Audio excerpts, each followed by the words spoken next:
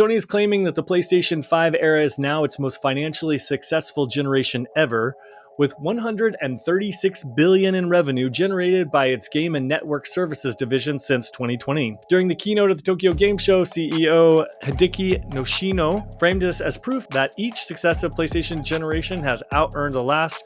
What's more, PS5 hardware continues to move. As of June 30th, 2025, Sony has shipped around 80 million consoles.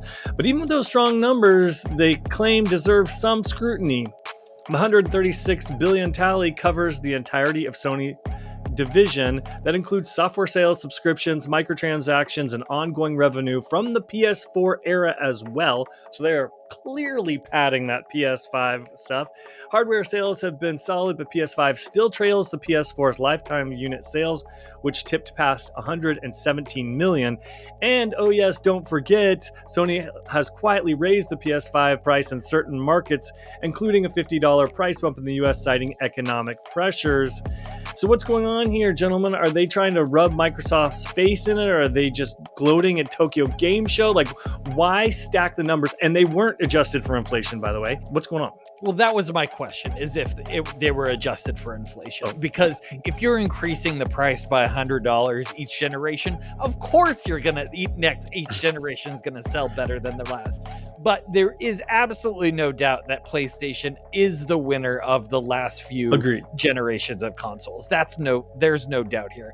So for me, this just sounds like they're trying to shore up their investors and say, hey, we're doing a great job. This is what's happening. We're going to keep rolling and we're going to keep winning.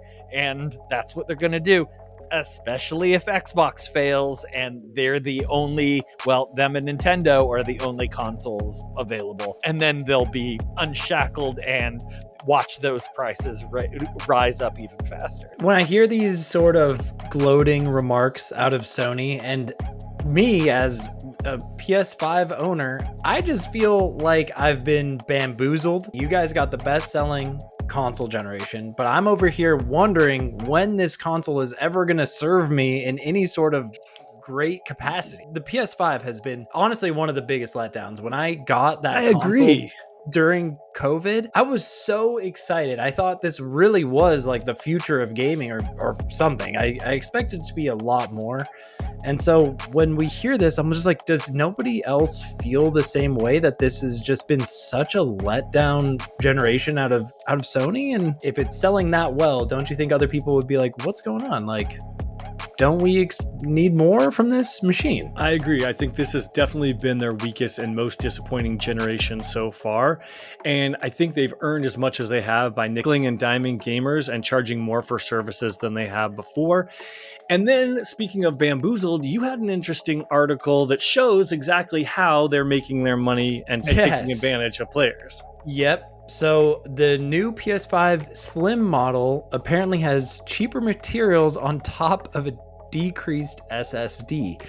Just a few weeks after it was leaked that the PlayStation 5 Slim would receive a new model that would cut the SSD size from 1 terabyte to 825 gigabytes without a meaningful price cut to help compensate, we now have our first real look at the insides of the new PS5. The revised PlayStation 5 Slim, which is currently exclusive to the European market, ditches the glossy finish that was a trademark of the console in favor of a cheaper matte finish. This is an absolute deal breaker. If I was a European right now considering buying a PS5, I would totally hold off. Let's say you didn't have a PS5 right now. Would this totally stop you from buying like a PS5 on the market?